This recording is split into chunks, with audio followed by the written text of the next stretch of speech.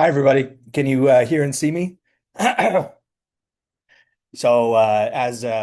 Vanessa was saying, just wanted to welcome everybody. Thanks for joining us. I think probably we've got most people in the session who had signed up, and it's great to see everybody. And I just want to welcome you to this workshop. I will just do the land acknowledgement here, and then I'll pass it over to Connor. But I just want to acknowledge that the University of New Brunswick is on the unsurrendered and unceded traditional lands of the Wolastoqiyik peoples, and that beginning in 1725, the peace and friendship treaties established Mi'kmaq and Wolastoqiyik titles over these lands, and these treaties provide the rules for ongoing relationships between nations. Uh, Us at the PDC recognize the deep and enduring connections between Indigenous peoples and the lands, and we're committed to restoring and strengthening relationships with those nations while honoring the histories and resilience carried by these lands across generations. I'll just say a couple very brief words about Green Horizons, which this session is a part of. We're here today to talk about and to understand Bill C-59 and greenwashing legislation that was introduced last year. So uh, I know and we know that organizations are making real progress on sustainability, and at the same time, there's increasing regulatory scrutiny around how those efforts are communicated and marketed, and that developments like Bill C-59 potentially changes that. At the PDC, this is exactly the space that we're working in with the Green Horizons Project, which of course is supported by Opportunities New Brunswick and the Atlantic Canada Opportunities Agency. We're really grateful for that sponsorship and that funding so that we can do things like this. Um, we're really looking forward to welcoming Connor and to introducing him for this important session. Um, I'd like to introduce Conor Chell from KPMG Law Canada. He's a partner and a national leader in sustainability, environment, and regulatory law. He leads a cross-functional team advising organizations on regulatory compliance, environmental reporting, disclosure risks, including greenwashing, and emerging policy frameworks like Bill C-59 and supply chain due diligence. He has been recognized as one of Canada's top 40 lawyers under 40. Congratulations. And is widely regarded as a leading voice in ESG and sustainability law. Uh, we're marketing, as part of our marketing, a really wonderful op-ed that Connor published not too long ago. If you haven't had a chance to read it, I'd encourage you to do so. We're very fortunate to have him with us today. I want to thank you all again for being here. And with that, I'll pass it over to you, Connor. Thanks. That's great. Thanks very much, Simon, and thanks everyone for joining. I've been really looking forward to this session by way of very brief personal history. I have my roots on the East Coast. My Nana and Papa are from Spring Hill, Nova Scotia, so it's always good to get back to those roots, even if it's virtually. So in any event, really looking forward to the session here today. We're going to talk about greenwashing, kind of catered to SMEs in particular. So I know a number of folks on the call work for those sorts of organizations. So really looking forward to it. We're going to walk through the presentation here. We've got about 45 minutes of content or so. I'll leave some room for questions and answers towards the end there. And then I think there's a quick survey as well before everyone signs off. So without further ado, we will launch into it. In terms of what we'll be talking about here today, I'm going to start kind of at a macro level and give you an overview of where we're at from a current state perspective when we're talking about greenwashing. And then we're going to get a little bit more granular as we move through, and we'll talk about how to, best identify specific and particular risks to your organization of the greenwashing variety. From there, once we've talked about how to identify them, it's a matter of what to do about them. So we'll talk about how to mitigate those risks, and then lastly, I've got a few resources and checklists and things that you can take away in terms of how to actually implement some of these learnings in your particular organization. And just a quick housekeeping note as well, this presentation will be shared after the fact, so everyone will get a copy following the presentation here today. What you see on the screen here first, this was KPMG's global CEO outlook. So we do this every so often just to kind of test the temperature around the world on a number of topics. And typically what we do is go out and canvass CEOs across a number of different industries, across a number of different jurisdictions. And the first key takeaway there is sustainability was still and remains one of the top three priorities of CEOs globally. I know maybe it doesn't feel that way sometimes when we look at the media and we see some of the things that are happening, especially south of the border, which I'll talk about very briefly through the course of the presentation here today. But nonetheless, sustainability does remain at the top of the priority list for a number of CEOs and in a number of jurisdictions as well. And just looking at the slide, the one thing that I'll start with saying is leaders globally still remain very committed to sustainability. 65%, in fact, say that they've fully embedded sustainability into their business practices. And we drill down into that a little bit deeper. 51% are taking a bit of a compliance focus around that. So that has to do with the inflow of mandatory, mostly climate-related financial disclosure regulations around the world. But it also has to do with things like enforcement, Bill C-59 and greenwashing, which we're going to focus on here today. Also, going back to that commitment that CEOs have, 61% say that they're on track to hit their net zero targets. I'm not sure, to be fully transparent, if that's actually achievable based on what I see in my work, but we'll talk about that through the course of the presentation as well. And the main reason for that is the stat that you see in the bottom middle there. Only 29% of those organizations say that they've actually comprehensively integrated sustainability into their capital expenditure decision making. So 61% are saying, yeah, we're going to hit net zero, but only 30% have actually affected in terms of providing money, resources, personnel, so on and so forth, in order to actually meet those goals. So that's what we call a bit of a substantiation gap. In terms of key trends and snapshots that we're seeing, I alluded to this already. It's a pretty uncertain landscape when we talk about mandatory disclosure requirements around the globe. But what we're seeing at a high level is a move towards those mandatory requirements globally. At the same time, on the other end of it, we're seeing increasing enforcement, regulation, and litigation around greenwashing specifically, obviously the focus of this session. I also alluded to it off the top. There is certainly a growing anti-ESG movement in the US that I'm sure most folks have heard of in some capacity or another. What I will say there, though, is it's super interesting. Despite what's going on from a reporting perspective, the work that actually underlies it in terms of sustainability all actually continues and maybe at a greater speed than we've ever seen before. As a very quick example, our counterparts at KPMG USA are incredibly busy working with large financial institutions and across industries. In the financial services sector, as an example, we have several mandates with some of the largest banks and financial institutions to actually decarbonize their entire portfolios, right? So that work actually is counter to what you might hear in the media. But all that is to say the direction of travel is quite clear globally. There's also, we've seen, a bit of a contraction in terms of specific jurisdictions and their sustainability reporting requirements. The EU is a good example for folks that follow that. There's been, a change in terms of the scope and scale of reporting.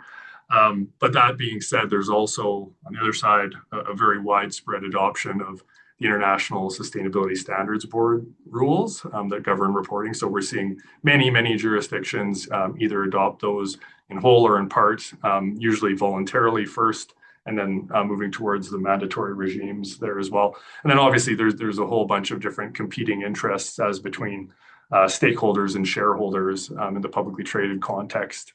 So that's where we're at from a global perspective. Now just moving into greenwashing more specifically. Another global slide here, just for the sake of time, I won't spend too much time here, but the idea is this is a visual that represents jurisdictions around the world that have either adopted or are on the verge of adopting some form of anti-greenwashing legislation. So as you see here, there's 30 or so countries, and we expect that number will roughly double or triple in the years to come. On the bottom right-hand side there's a QR code, KPMG International. So all of our member firms, I think there's about 180 jurisdictions that we operate in. We did a bit of a comparative report on the state of anti-greenwashing laws across a number of jurisdictions. So it's a free report if you're interested, or you do business, or you have customers or suppliers in other jurisdictions. It's a good snapshot in terms of what the laws look like there. But again, the main intent here is to say, anti-greenwashing laws have now established themselves, got a foothold globally, and we don't expect that to change anytime soon. So speaking now a little bit about what is greenwashing. On this slide, I have 5 examples. So this is, first of all, it's not exhaustive necessarily, and these aren't specific to Bill C-59, but this is based on what we see from a regulatory, litigation, and enforcement perspective around the world. So these are the 5 most common topics or areas in terms of where companies get themselves into trouble from a greenwashing perspective. So the first one is exaggerated or empty claims. These are usually fairly easy to spot. Usually it involves claims that are overstated or misleading. Good example here is the automotive and aviation industries, when they use terms like clean, eco-friendly. I'm sure folks have probably heard about sustainable aviation fuel. Those types of claims are all very ripe for greenwashing or greenwashing complaints rather. The next 2, as we move towards the right, are a little bit harder to identify.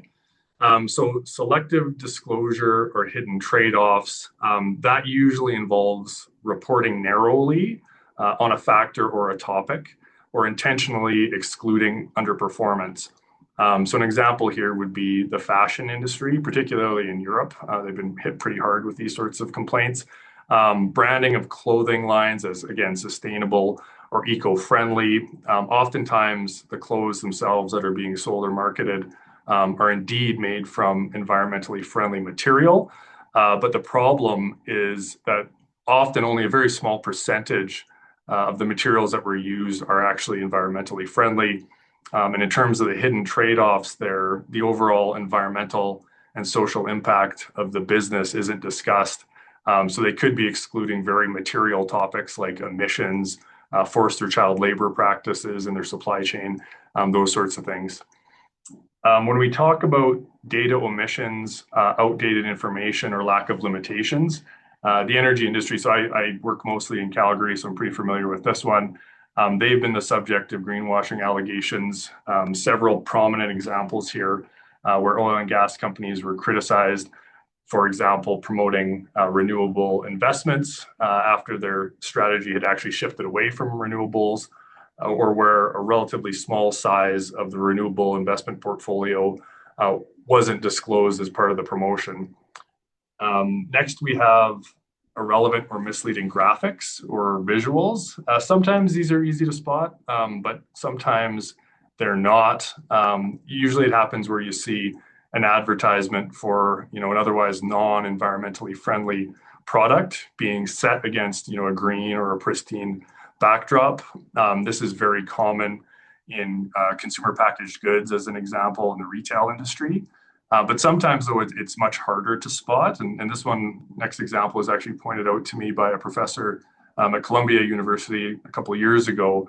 And what she identified was lots of times in sustainability reporting, you'll see more subtle images. And she used the example of the mining industry. Lots of sustainability reports there will show, women in hard hats as an example. But if you know anything about the mining industry, you'll know that it's, roughly 10% or less of the workforce that's actually comprised of females, right? So obviously that can be quite misleading, or taken to be misleading. And lastly, on the far right there, we have vague wording or unspecific goals or targets. These have been complained about commonly in the mining and infrastructure industries. Claims like we are committed to sustainable development, or things like we're dedicated to building green and sustainable infrastructure. We build net zero homes. You see that all the time in construction across home builders of all sizes and scopes. And I think that you'll see many complaints fall into this bucket here with Bill C-59.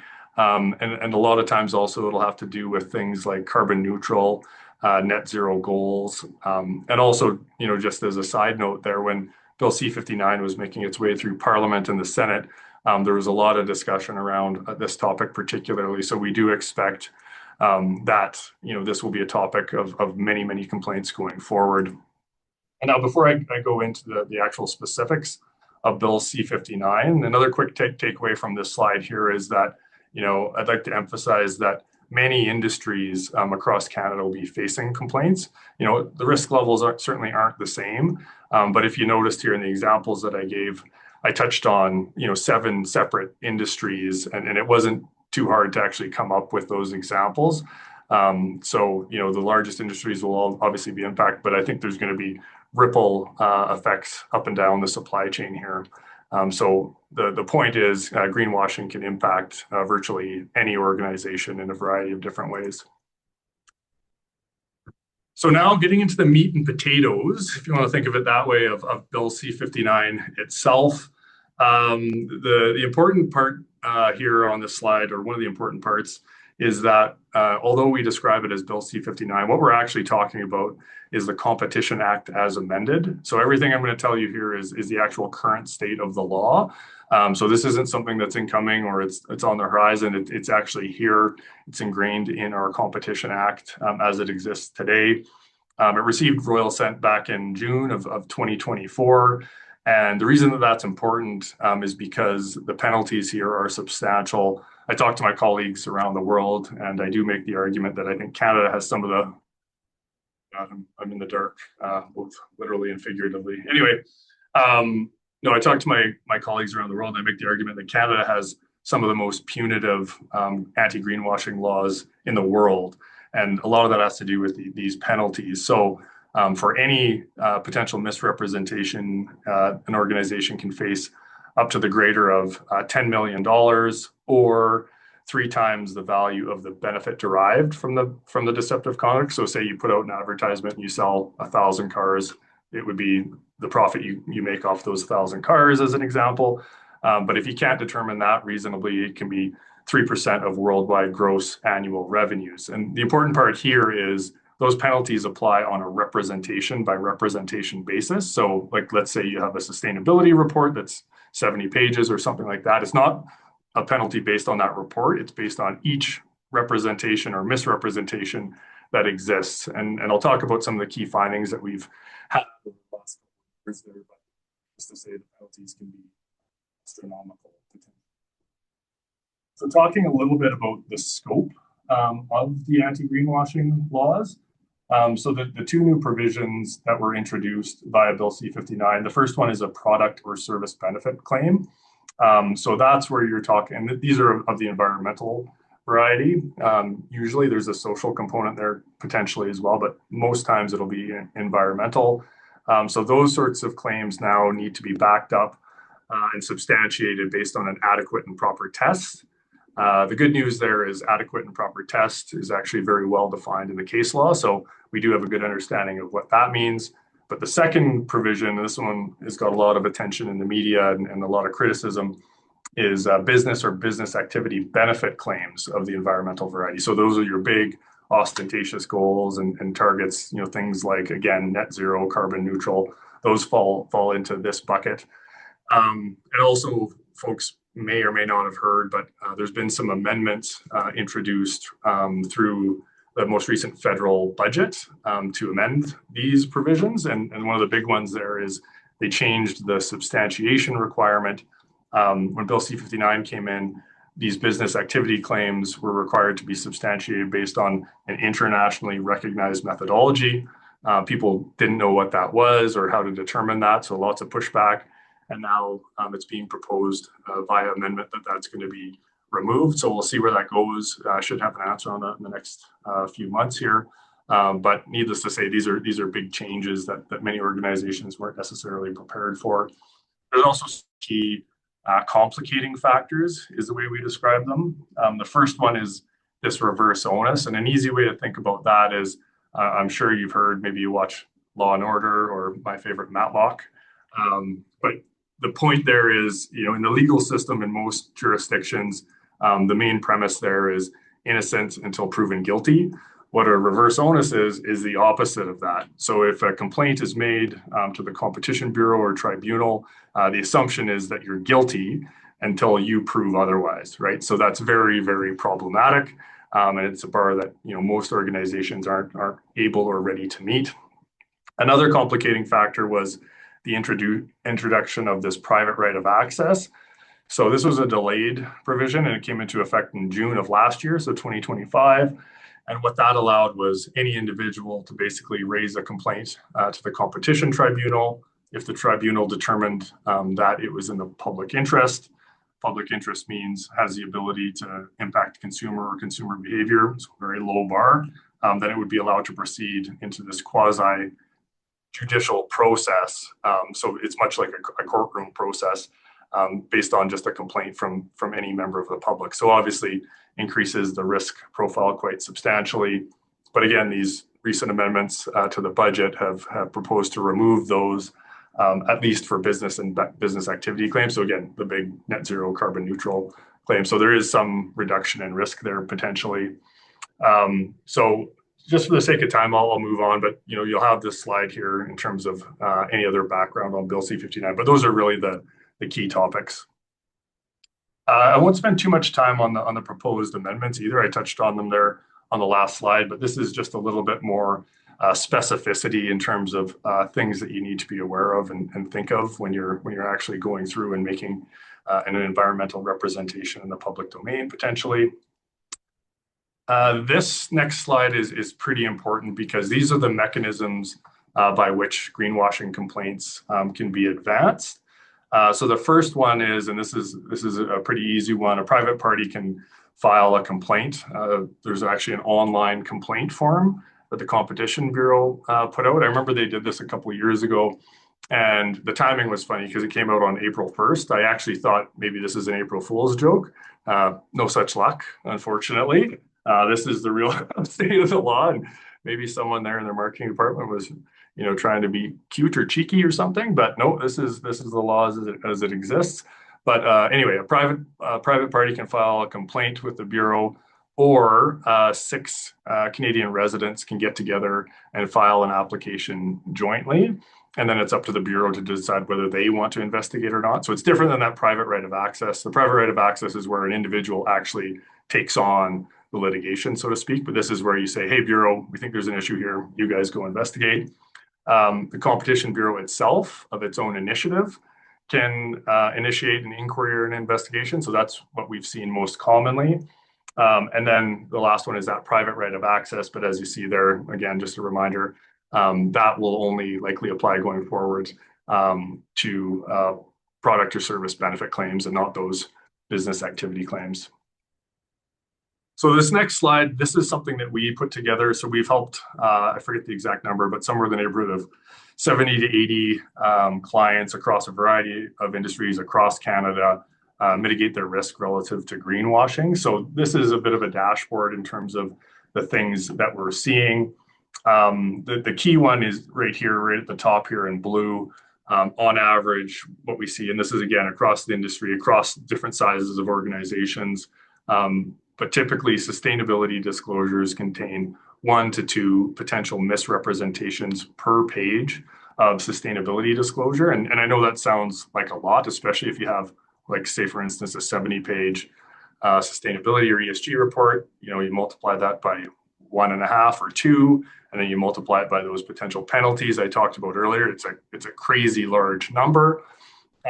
But the thing that I'll also say there is not all of these claims that we're identifying are necessarily, of equal risk, let's say. So here we have kind of a breakdown of what we see between high, medium, and low. So it's roughly equal.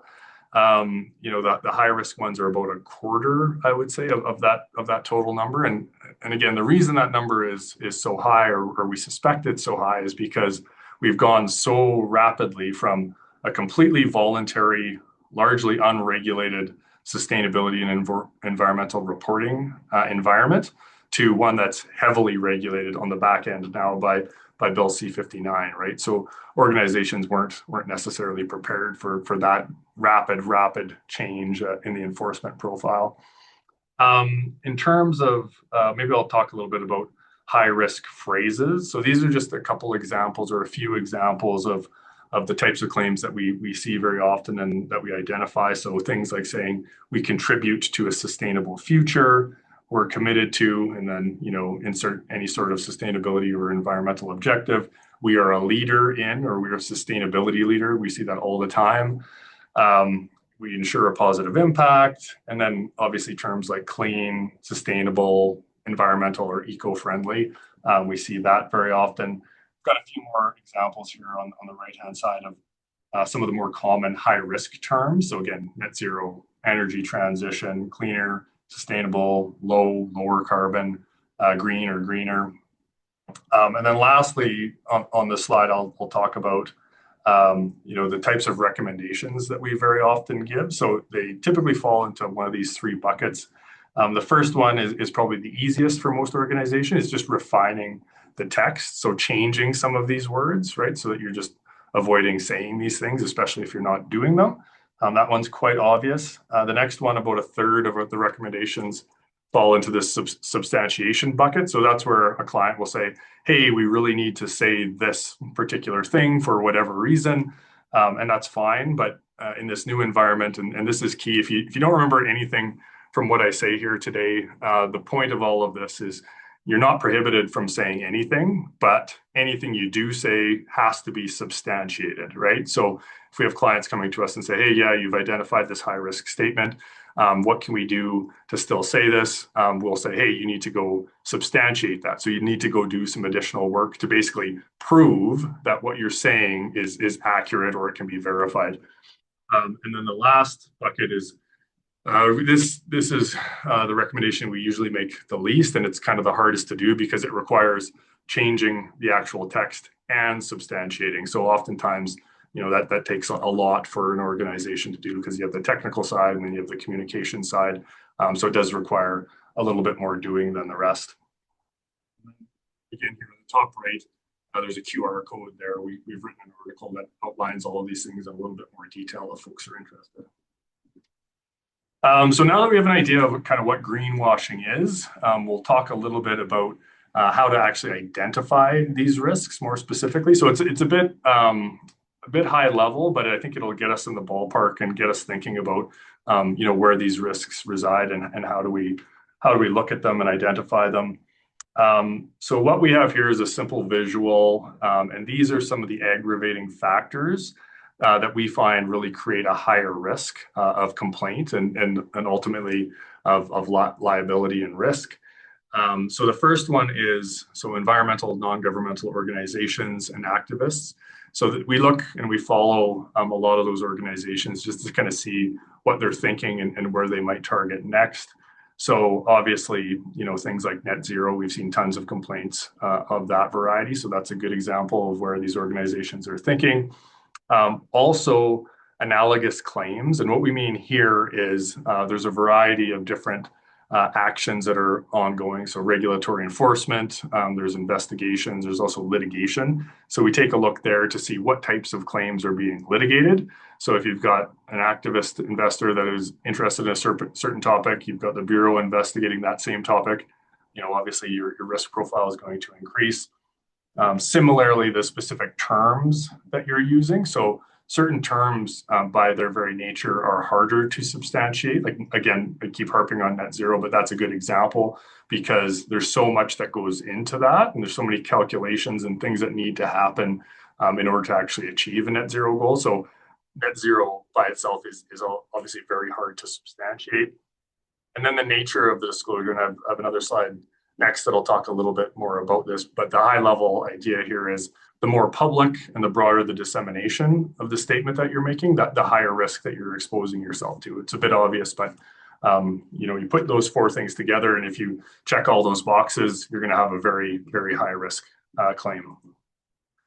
So again, just speaking a little bit about the nature of the disclosure itself here. So we've got a nice little, very consultanty Venn diagram here on the right-hand side. So if your claim is public facing, it hits a broad audience, and it's for the purpose of marketing or promotion. If it hits all those buckets, your claim is going to be of a higher risk variety.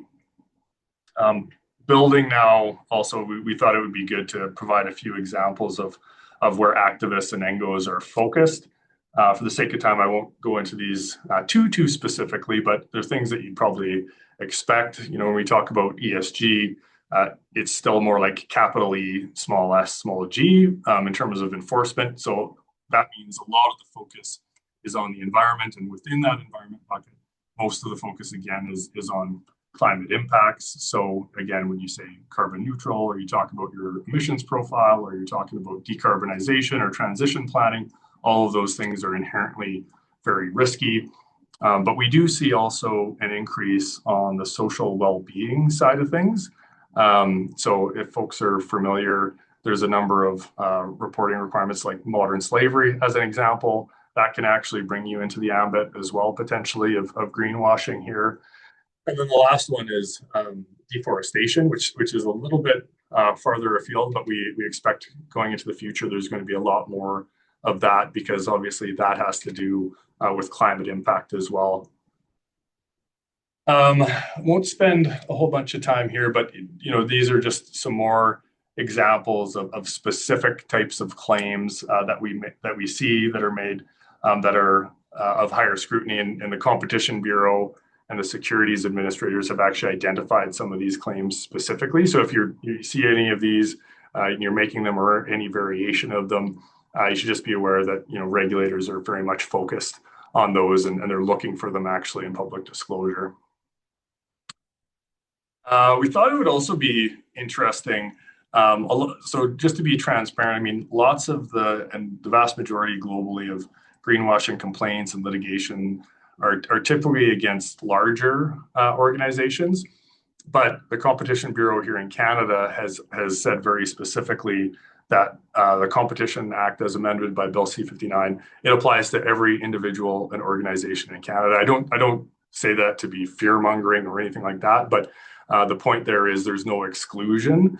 And we actually have seen a number of examples here in Canada as well as globally. We kind of tried to pick off a few continents here with examples of small and medium-sized enterprises that have actually been hit with greenwashing allegations. Maybe I'll just focus on the one here in Canada. So this had to do with a renewable energy company in Nova Scotia, actually, that was making claims around green hydrogen and green ammonia. Folks may be familiar with this case. It's actually ongoing. I checked for a status update this morning. And as far as I can tell, it's still pending in the queue with the Bureau. So it'll be interesting to see where it goes, because if it does end up in a negative or an adverse finding against that organization, it could set some precedent for smaller and medium-sized enterprise in terms of that increasing risk profile that I was talking about. Also thought it would be interesting or useful just to identify that there's a number of avenues for greenwashing risk to manifest here in Canada. And we've got kind of three different types of mechanisms or avenues that have been advanced here over the last year, actually, since Bill C-59 came into effect. And folks may be aware or familiar with some or all of these, but the first one is a complaint was made by Investors for Paris Compliance. So they're an activist investor group. I actually keep in close contact with them, and they're very active on the greenwashing front. But they filed a complaint with the Alberta Securities Commission against Enbridge and Cenovus, basically alleging that they had misleading disclosures relative to net zero. So we'll see where that goes. We haven't heard anything yet from the Securities Commission, but the point there is the mechanism itself. So this is where an activist went to a Securities Commission to make the complaint. The next one that I'll talk about there on the bottom is folks may have heard, there's actually a lawsuit that's been filed against Canadian Pension Plan Investment Board. And it has to do with an allegation of climate risk mismanagement, which is basically greenwashing in their disclosures in terms of the management oversight that they have of those topics or issues. So that's an example of a private litigation claim that's been made. And then the last one on the far right, this is where the Securities Commission itself has made or initiated an investigation against one of the entities that it regulates. It's called Purpose Investments. So, you take all of these together, and it's three different types of litigants with three different enforcement profiles. So the point here is it's more than just Bill C-59. There's a bunch of different ways in which greenwashing can get you in the glue, so to speak. So, now I think we've talked about, what is greenwashing? How do we identify these risks? Maybe we have a healthy level of fear potentially, although that's not my intent necessarily. But we'll spend a little bit of time now talking about, okay, understand what greenwashing is. Here's the risks. What do we do about it, right? So the first and most important piece I think that many people don't fully appreciate is when the Competition Bureau looks at false or misleading advertising, which includes greenwashing now, really what they're looking at is what's the impression that's left on the consumer, right? And that can often be very, very different than what the company or the organization is intending when they put that disclosure out. So that's the first thing to think about. And really what the Bureau is doing is it's looking at any sort of allegation or any sort of representation that's made through the eyes of that consumer. And that consumer oftentimes is average, credulous, and inexperienced. Really, it's someone that doesn't know anything about your business, and isn't a subject matter expert in any of the topics that you're talking about. So I'm sure you've heard, talk to me like I'm a fifth grader kind of thing, right? It's a similar analogy to that. You really need to think about, okay, how is the general populace going to think about this claim? And again, it's usually very different. In the dark again, twice in an hour. Holy cow! And it is often, as I say, very different. So you need to, I think, kind of take a step back and have like an objective view of any of your disclosures, because I think we're all guilty of it. You kind of get in your own echo chamber, and you've got kind of a system in terms of the things that you do and the way you communicate. But if you want to avoid risk, you really have to think about it in terms of what the general and average consumer is seeing when you're making those representations.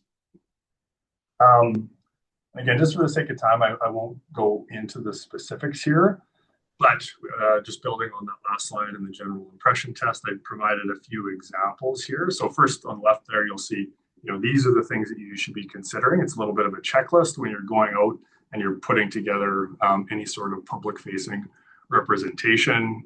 Again, thinking about it from the recipient's end as opposed to from your end. And then I have a couple examples in the middle of examples of claims that we see very, very often. And then on the far right-hand side, we actually had AI help us develop, because it is very hard for us as well, right?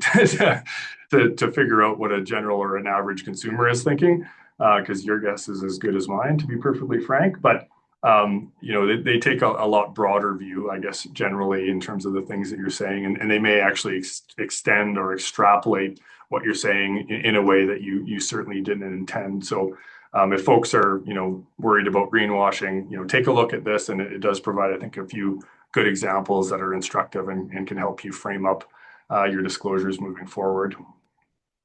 The other thing that I'll talk about here is not to get overly legalistic, but the Competition Act is it's a regulatory piece of legislation. So what that means is the good news is there is a potential for a due diligence defense. And for those that aren't super familiar with that, what due diligence means in the context of a legal defense is if you do everything that's reasonably practicable in the circumstances to avoid the commissioning of offense, you'll be found not guilty of an offense if you're charged with one, right? So even if the claim that you're making is actually a misrepresentation, if you've done everything possible to try and avoid making that representation, at the end of the day, you won't be found guilty of an offense. So here we have a few things that you need to do in order to actually develop a due diligence defense. So the first of those, obviously, is substantiate before you're making the claim. So fairly obvious, you need to be able to prove what you're saying is actually true. And then the rest are a little bit more practical in terms of making sure you have the proper internal governance and review mechanisms. Oftentimes that will involve some sort of external review potentially, again, to get kind of that view of what the average consumer is thinking. But obviously, we're now into the realm of legal risk. So, I try not to push lawyers on people too much, but certainly we're into that territory now. Also making sure, when we're talking about things like vague or misleading claims. You actually have some definitions around that because even think of the term sustainability, right? That doesn't mean the same thing to every single person. So to the extent that you're actually able to talk about, okay, here's what sustainability means to us. Here's what environmentally friendly means to us. Here's what, just making sure that you're being clear and just not throwing words out there without any context or definition. Also, if there's any sort of limitations on the scope. So let's say, for instance, you make a carbon neutral claim, but it's only about a specific product. You need to make sure to say that, like this only applies to this product, and here's all the limitations that are associated with that.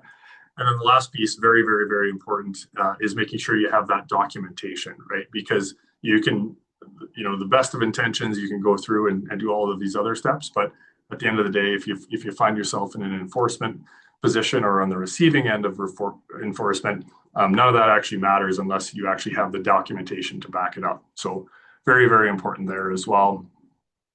And this slide, we talk a little bit about the substantiation as well. And these are the sorts of things that you need to think about when you're actually going to prove or demonstrate that a claim can be supported and shouldn't be the subject of enforcement. So the first step is obviously determining where those gaps exist. So you go through your disclosure and you say, hey, we've said, this particular thing over here. Do we actually have data?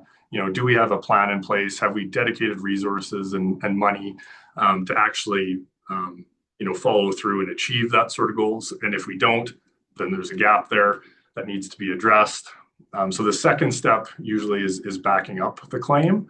So if you do have that sort of substantiation gap, maybe it's as simple as saying, oh, we have to do an additional study, or we got to do a little bit of testing if we're talking about, some sort of product benefit, that sort of thing.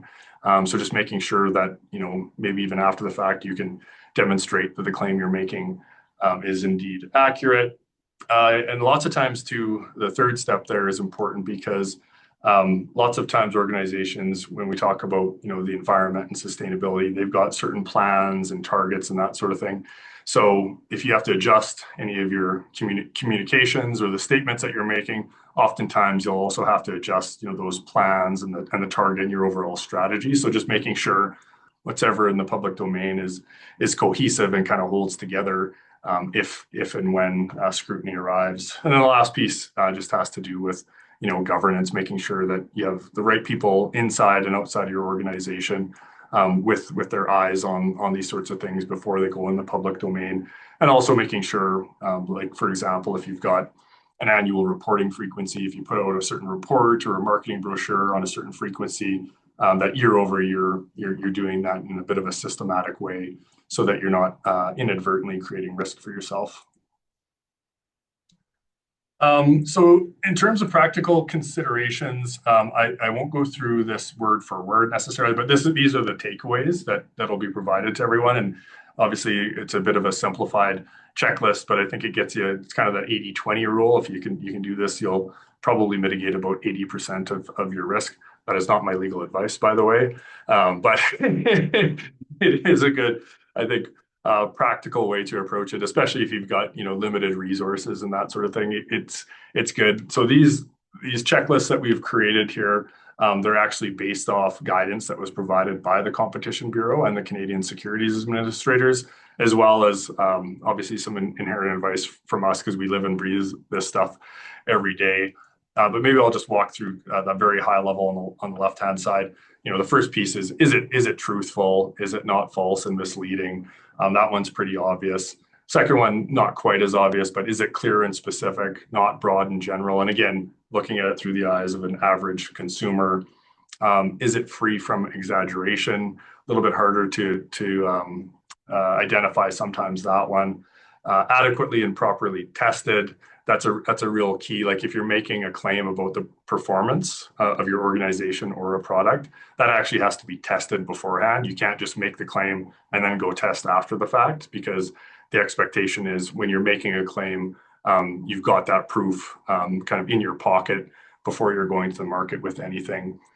You also have to be very specific, especially if you're comparing claims. Like oftentimes, I'm sure folks have said or have heard things like, we did X activity and that resulted in the removal of X number of cars from the road. You actually have to have that sort of thing prepared and ready in advance of making a claim as well. And then going back again, lastly, to the substantiation requirement, which we've talked about quite a bit here through the course of the presentation.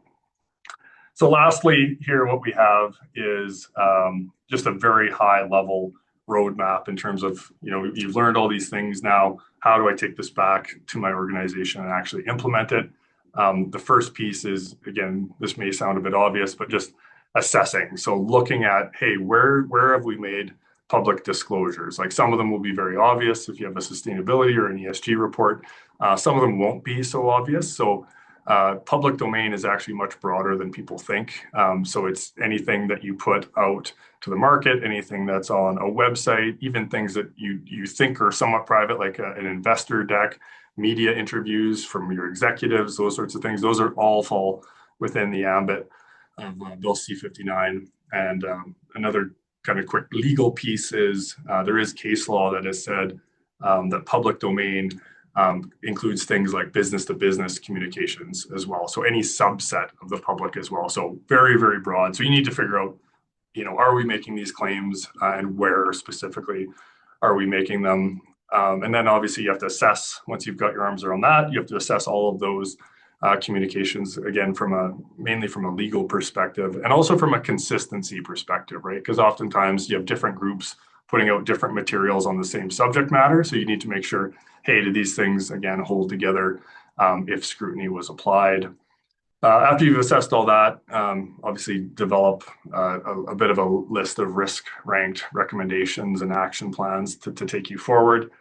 The second bucket is, once you've kind of figured that out, here's the disclosures we made, here's kind of the gaps, then you have to go and potentially substantiate. So usually that involves looking at, the technical, financial, commercial, and sometimes regulatory, depending on the industry and the type of organization that you're part of. And then the last piece is implementation, and that's exactly what it sounds like. You have to actually go out and do these things. It's fine and great to identify them and to do the testing, but oftentimes it really comes down to making some of those changes in order to actually affect change and to mitigate your risk overall. So that concludes. I know that's a lot of information in a very short period of time.